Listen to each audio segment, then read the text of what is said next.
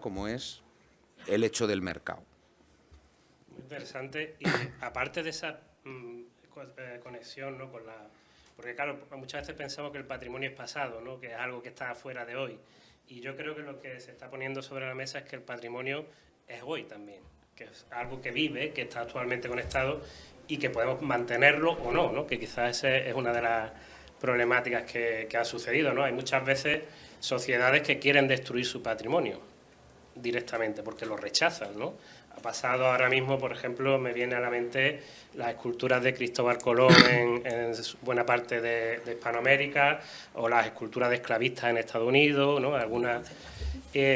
¿Cómo debería relacionarse las sociedades actuales con ese pasado con el que a veces tienen cierta problemática? ¿Qué pensáis al respecto? Carmen, Isma. Que vaya pregunta.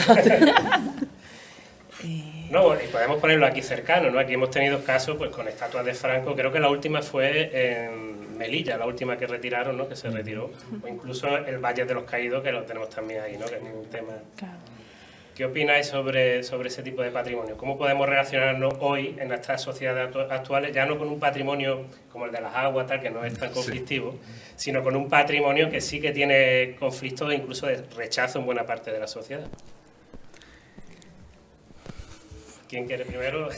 Bueno, no, yo solamente apuntar, porque además una idea que me suscitó esta mañana la clase de Chimo, esa idea que muchas veces tenemos, ¿no?, de algunos elementos patrimoniales que representan o nos recuerdan momentos de nuestra historia, a lo mejor eso, ¿no?, más feos, más desagradables o totalmente inaceptables, ¿no?, pero aún así sucedieron, ¿no? Y esa idea que muchas veces cala en las sociedades y que es una idea errónea, ¿no?, de que el patrimonio tiene que ser disfrutable y bonito. Y no siempre, ¿no? No todo el patrimonio es bonito, no todo el patrimonio es estéticamente agradable y no todo el patrimonio nos tiene por qué producir sensaciones de bienestar, ¿no? Como bien son los ejemplos que acabas de comentar. Entonces, ahí entran, creo, mucho en juego las interpretaciones y las narrativas, ¿no? Cómo enfrentamos ese pasado, cómo podemos contarlo y, sobre todo, qué queremos aprender de eso, ¿no? ¿Isma? Sí. No, es que ha dicho la palabra, creo yo, justa, que es narrativa. ¿Quién está en control de esa narrativa? ¿Tiene la sociedad la capacidad de comprender y procesar esa narrativa? Porque en muchas ocasiones, tanto con el patrimonio como la historia, hay muchas ocasiones, incluso involuntariamente, nos quedamos con la parte que nos gusta, porque a nadie le gusta profundizar en una cosa que te hace sentir desagrado, que te resulta antipática o que te hace sentir incómodo. Tú, digamos, en este tiempo de esparcimiento fuera de tu jornada laboral, en el que profundiza un poco en tus raíces culturales, en tu cultura, porque la disfrutas, porque te interesa, buscas sentirte mejor. Nadie busca sentirse, yo creo, peor, a no ser que te dediques a esto, que sabemos pues que un poco en este ámbito tienes que ir no solamente a lo que te gusta, sino que tienes, al final, como profesionales de la cultura, tienes que estudiar todo, tienes que intentar tocar todas las partes, no solamente las que te son agradables. Pero volviendo al quid de la cuestión, yo creo que va un poco por ahí, decir, una sociedad que no comprende su pasado no puede a lo mejor valorar la parte de ese patrimonio de la que tiene que aprender pero que no tiene que disfrutar. Bueno, eso no es con la cultura, pasa con el arte en general, ¿eh? El arte a veces puedes no disfrutarlo. Aquí el alumnado de cine lo conoce. O sea, una experiencia estética puede ser positiva o negativa, ¿no? Puede ser, de hecho están las películas de terror, ¿no?, que tienen su público. Bueno, la gente va a pasarlo relativamente mal, ¿no?, con eso. Por lo tanto, y hay cineastas y artistas que juegan con ese tema. ¿Qué opinas tú, Chimo, sobre esta...? Yo ahí sí que yo quiero recuperar dos cosas que Carmen y Inma habéis comentado y quiero señalarlas especialmente. Una, creo que merecemos como sociedad, como hombres, mujeres, como personas del siglo XXI, tenemos derechos culturales. Y esos derechos culturales no son solo a consumir cultura. No es que solo tengo derecho a entrar en un museo. El derecho cultural tiene que ver con participar también en la gobernanza de las cosas. Y la gobernanza de las cosas no es votar cada 4 años, es poder reflexionar, poder informarnos de qué patrimonio tenemos, en qué situación está y decidir como ciudadanas, como ciudadanos, qué destino, qué uso o usos deben de tener estos patrimonios que queremos conservar o que queremos disfrutar o que queremos usar, incluso cómo los queremos usar. Y esto también viene por otra cosa que ha comentado Inma y Carmen. Por tanto, tenemos derecho a participar de qué tipo de relato, con qué relato queremos presentar el patrimonio que tenemos. Y a lo mejor podemos tener manifestaciones de un patrimonio que nos recuerda momentos que no nos son gratos para nuestra sociedad, para nuestro pasado, pero si algo hemos aprendido los arqueólogos, los historiadores del arte, la gente que estamos en humanidades, y creo que ustedes, si no me equivoco, en la asignatura de comunicación audiovisual o de cine, tenemos un poder inmenso ciudadano y es generar un relato. Y tenemos derecho a generar un relato que contenga verdades, que esté bien fundamentado y que conecte con la sensibilidad de nuestra sociedad del siglo XXI. Y si lo pensamos desde el pensamiento arqueológico, ¿qué nos encontramos? Pues que cada época ha dejado un estrato y otro estrato y otro estrato y otro estrato encima de lo anterior. En definitiva, podemos encontrarnos con referencias de patrimonio cultural llenas de capas, de contenidos, y lo que hacemos los historiadores del arte, los historiadores, los arqueólogos, es venga a destripar capas y capas y capas, intentando entender cada capa, por qué se acumuló, qué nos dice o qué quiso decir para su época. Nosotros, como ciudadanos del siglo XXI, podemos añadir una nueva capa, un nuevo relato, una nueva manera de usar el patrimonio que sea respetuosa y sostenible. ¿Sostenible qué quiere decir? Que tenemos que ser capaces de generar ese relato y ese uso sin malograr ese elemento del patrimonio cultural para dejárselo a las generaciones que vienen detrás, que le añadirán su relato y le añadirán su uso. Yo quisiera apuntar una cosita en la línea de lo que comentas, Chimo, y un poco también creo que en la línea de la sostenibilidad, que tiene que ver con esa elección del relato, ¿no?, vinculada a una narrativa creada por profesionales, ¿no? Lo que tú has dicho, un relato que sea veraz. Es que a mí me apetece aprender ciertas cosas de ciertos monumentos. Mira, es que no puede ser, porque a lo mejor no tiene nada que ver, ¿no? Y en ese sentido, me parece que en este derecho a la cultura, una cosa a la que no hay derecho es a que ciudadanos y ciudadanas se acerquen a determinados elementos culturales que les son propios y no entiendan nada, ¿no? Esto realmente está cambiando y está cambiando mucho, ¿no? Pero hace no tantos años, si acudíais a algún museo especializado de arqueología o de historia o de algún periodo concreto, muchas veces las narrativas que encontramos en la cartelería son incomprensibles, están llenas de tecnicismos que no tenemos por qué controlar, están llenas de cruces de información que a lo mejor nos situamos porque no tenemos un mapa o no tenemos un eje cronológico, ¿no? Entonces, la creación de la narrativa no significa desmontar un relato veraz, significa acercarlo a la ciudadanía, ¿no? Por lo menos en relación con mi punto de vista. Entonces, creo que eso es fundamental, que también ahí hay que demandar ese tipo de cosas. ¿Y por qué es sostenible esto? Porque renovar esas narrativas, hacerlas accesibles a la sociedad que tenemos en cada momento, renueva ese vínculo. O sea, si vosotras vais a un museo en el que positivamente sabéis que no vais a entender nada y que vais a perder el tiempo, no vais a volver nunca más, ¿no? Eso no es sostenible. ¿Qué vínculo estamos creando ahí con esos elementos patrimoniales? Ahí entra, y también creo que es un tema importante, la educación, ¿no? ¿Cómo se aborda esa educación general, más allá de los especialistas, lo que tú has comentado, son materiales para la élite, digamos, académica o cultural, pero no para la gran masa de la sociedad, ¿no? Entonces, ¿cómo abordamos esa educación patrimonial de las sociedades? ¿Cómo crees que puede hacerse? A mí siempre me gusta decir que la educación patrimonial tendrá éxito si empezamos desde muy pequeños. O sea, los niños y las niñas pequeños no tienen sesgo. Les puedes contar prácticamente cualquier cosa, que están con ese entusiasmo, con esa curiosidad de aprender y no tienen a lo mejor esa arrogancia que sí tenemos los adultos de que nos están contando un relato o estamos recibiendo un relato y decimos, eso no es así, ¿no? Si un niño pequeño no lo hace. Entonces, creo que debería estar en el pilar más básico y más elemental de la educación ya desde primaria. Inma, tú que tienes experiencia en eso, ¿no? Yo es que creo que no solamente tiene que estar en la aula, sino que tiene que estar también un poco en el hogar.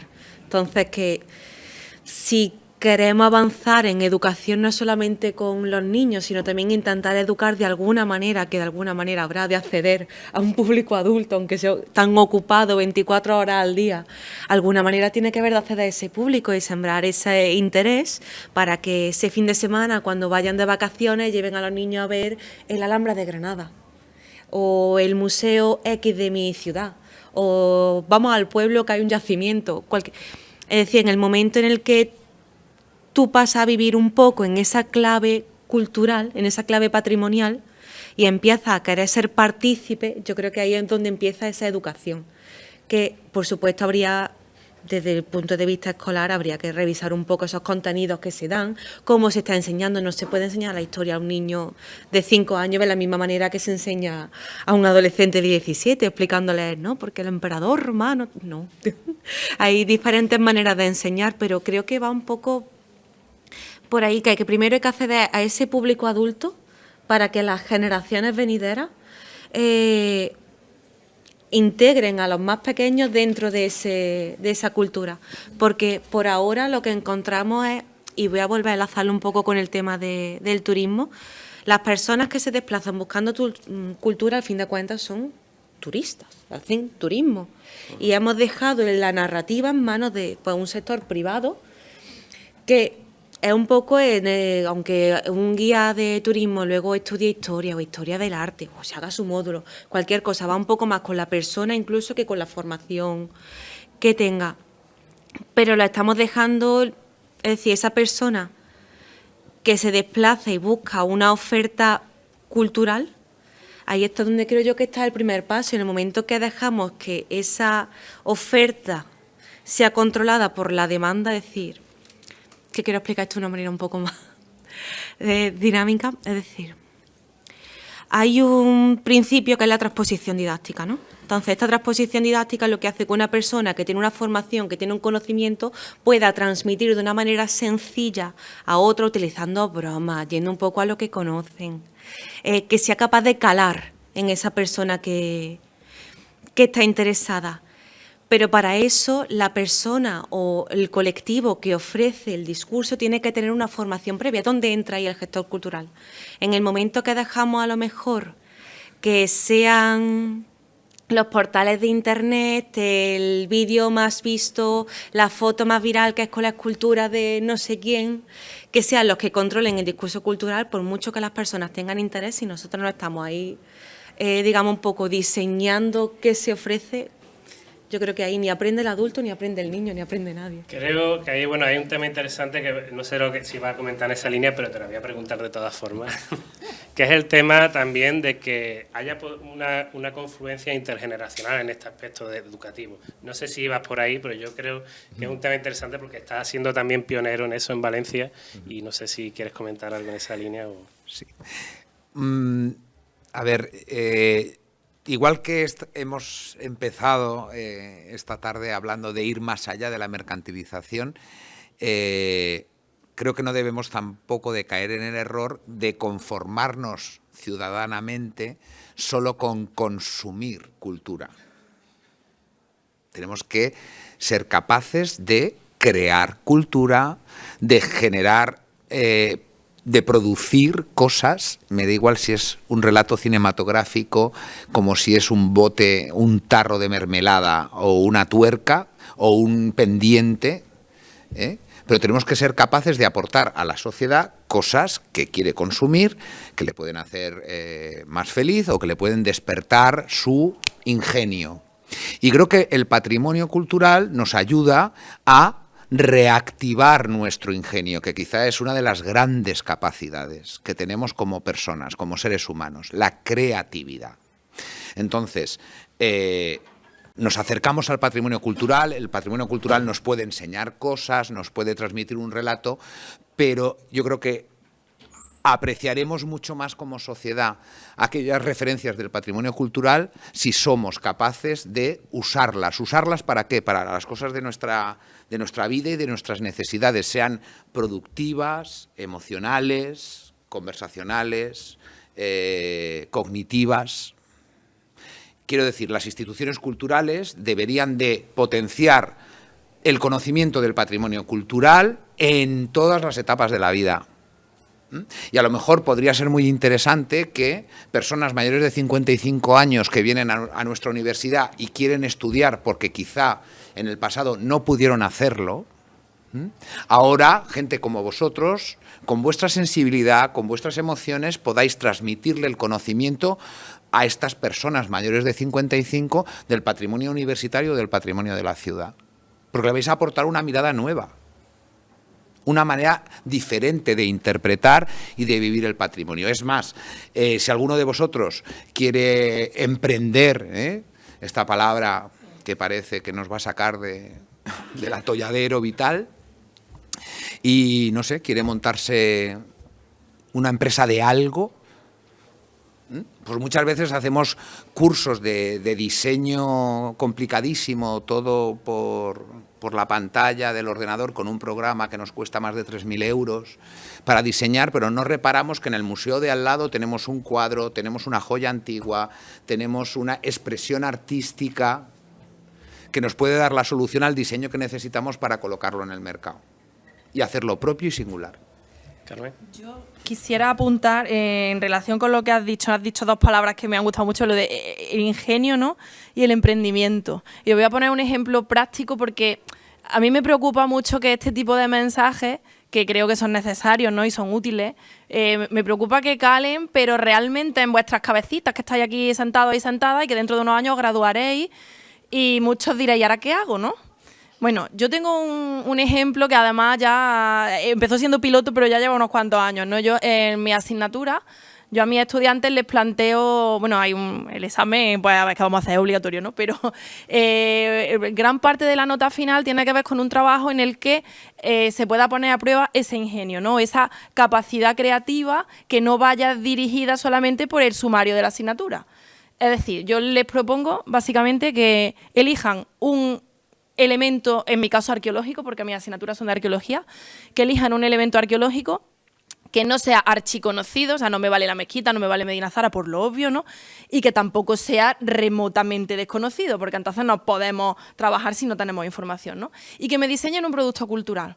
Un producto cultural que no está destinado a generar grandes beneficios económicos, sino que cubra algunas necesidades que ellos o ellas consideren que existen en la sociedad actual. Bueno, y yo les pido siempre, hago mucho hincapié, muchos estudiantados eligen elementos que están cercanos en sus pueblos, ¿no? Pues en mi pueblo hay una iglesia que está vinculada a la gente, pero que la gente no la conoce mucho, o tenemos un yacimiento que tiene muy pocas visitas porque no está puesto en valor. Bueno, venga, ¿cómo lo arreglarían, no? Y yo les pido siempre que hagan hincapié en para quién lo van a arreglar, por qué y qué quieren contar. Me dicen, es que voy a hacer una visita guiada. No.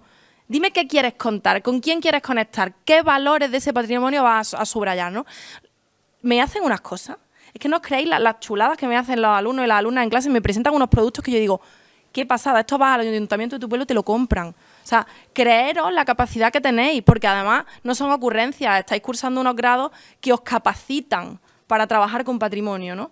Y además ahora mismo estáis rodeados de profesorado que os puede echar una mano. Entonces, en ese sentido, lo que comenta Chimo, de ese ingenio, esa capacidad de emprendimiento, esa manera de identificar una necesidad y de cubrirla, es que sois vosotros, sois vosotras. No tiene que venir el político de turno a haceros el trabajo porque ellos lo van a comprar hecho, no lo van a hacer. Entonces, despertad un poco esa no la conciencia, sino realmente la llamada de que podéis hacerlo, ¿no? De que hay posibilidades. Bueno, de hecho aquí la gran parte del alumnado es del grado de Cine y Cultura, y en ese sentido, tanto la creatividad como el ingenio, como el tema patrimonial, yo creo que son muy interesantes, porque de hecho es lo que tienen que hacer en el proyecto. En gran medida es plantear un tema como es el patrimonio y enfocarlo a un relato, que es lo que hemos hablado anteriormente, a ofrecer un relato que llegue a muchas capas de la sociedad, ¿no? Que muchas veces hoy día es un elemento que se ha abandonado, pero cada vez se utiliza más en patrimonio, que esa difusión a través del medio audiovisual, ¿no? Que creo que es una herramienta fundamental. Y ahí con esto también en esa conexión con las sociedades actuales. ¿Cómo se puede hacer más accesible en todos los sentidos ese patrimonio a un amplio mundo, de una sociedad muy amplia y tan diversa como la que tenemos? ¿Cómo creéis que se puede enfocar eso? Yo creo que hay un terreno grande para todavía donde crecer y donde tenemos los deberes por hacer. Creo que muchas de nuestras infraestructuras culturales, muchos de los contenedores que explican y presentan nuestro patrimonio, como puede ser los museos, adolecen todavía de sistemas claros y evidentes de inclusión.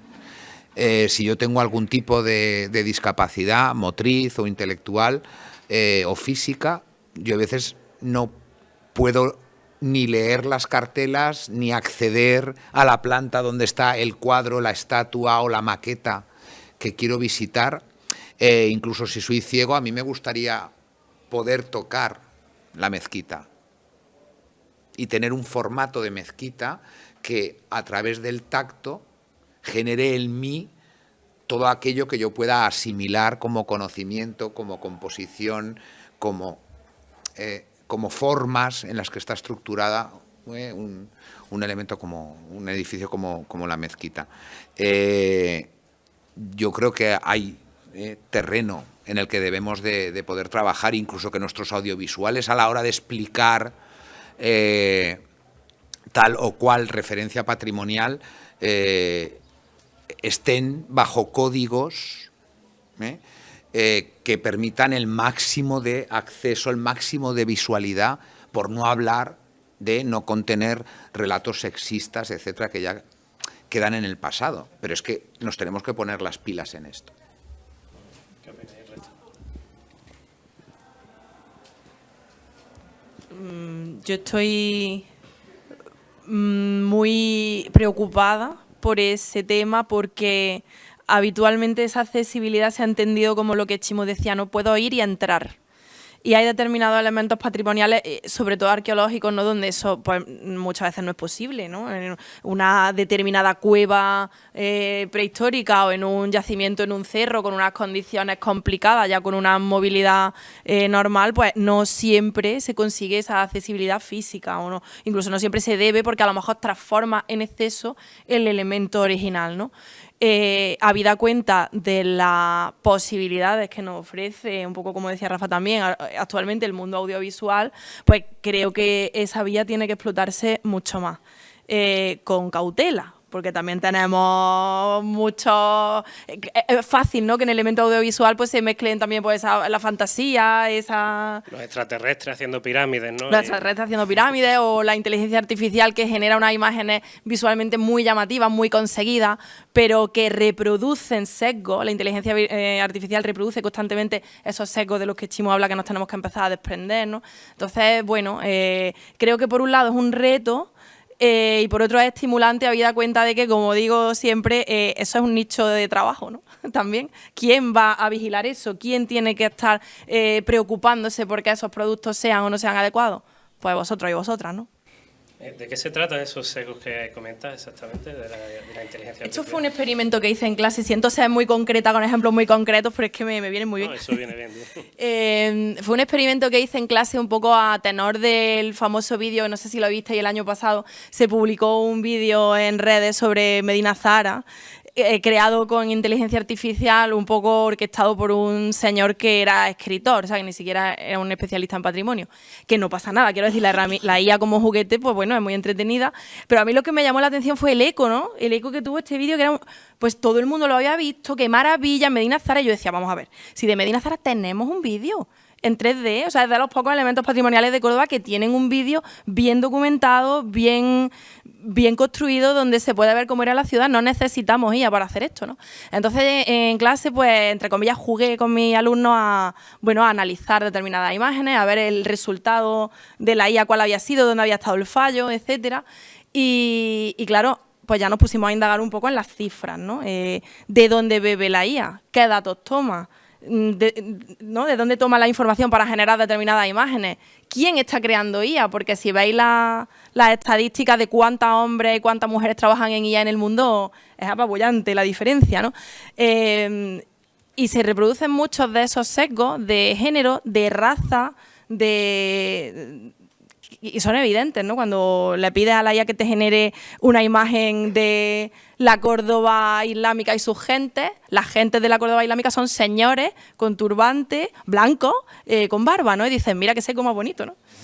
Que es un ejemplo muy tonto, pero hemos comprobado que es así, ¿no? Y bueno, creo que hay que tenerlo en cuenta. Bien, no sé si queréis comentar... Sí, Chimo. No, añadir que, a ver, muchas veces cuando hablamos de patrimonio tendemos, yo el primero, a hablar de cultura material, pero no debemos de olvidar que hay todo un patrimonio inmaterial y una inmensa fuente de conocimiento, de emprendimiento y de creatividad para nosotros, como generación, que es, por ejemplo, la memoria. El recobrar los discursos de la memoria en las que nos tenemos que poner en contacto y saber, casi que con ternura, extraer, como arqueólogos de la memoria, relatos de la vida que han tenido otras personas en relación con su ciudad, con sus dificultades, cómo han sacado su vida adelante, cómo veían o percibían ellos la mezquita hace 50, 60 años, por poner un ejemplo, o qué les supuso que se descubriera en Córdoba los baños del